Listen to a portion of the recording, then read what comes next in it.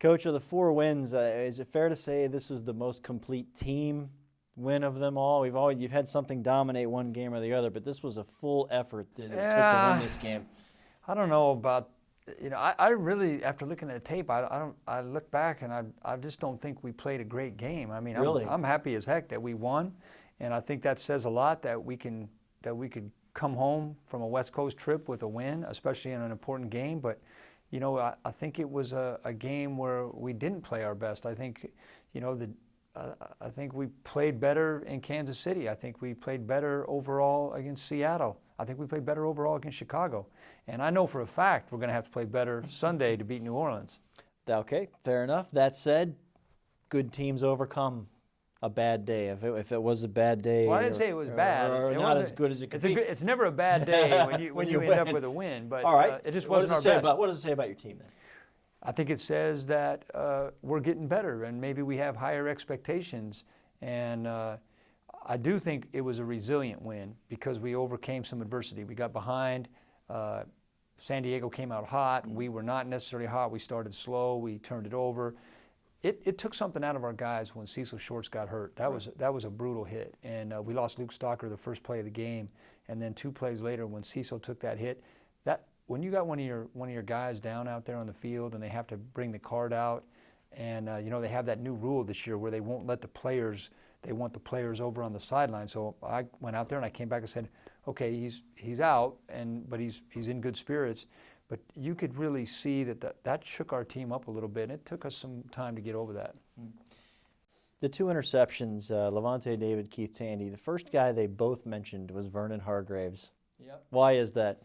Communication. We said that was the key to our turnaround on defense, and Vernon was right on top of both of those plays. On the little slant route on the pick 6, he actually got a hand in there, popped it up in the air, and Levante was doing what he's supposed to do. He hustled into the ball, and it came right in his hands. And then I can't really tell who was talking to who, but on Keith's interception, you can clearly see it on film. San Diego's in a little stack formation with 2 receivers, and you can see Keith and Vernon looking at each other and talking and communicating. And Keith said they knew what was coming, and they played it perfect, and that was a huge play by Keith. You mentioned Cecil's injury, Luke's injury as well. We'll wait for word on Adam Humphries this week as well. But collectively, Jason Light, your general manager, and you, what you guys have been through, trying to just keep guys coming in and out. This has been an injury-riddled season by league standards. They showed a statistic during the game of injuries. Give us a little insight, I guess, on the communication between you and Jason and how this works, and you keep getting guys coming in here, you're stepping into the system and performing. Well, it's true. I think the NFL is a battle of attrition in a lot of ways, and it's the worst part of the game, and it's a physical, violent game, and you're losing guys every week. You got guys coming back, guys that can't come back. The inside look is simple. Jason and myself, we just have a nice open dialogue, and it's pretty much ongoing all week. We see what the injury report is. We see what the projections are, who's out for sure, who's a maybe. We talk about what our options are.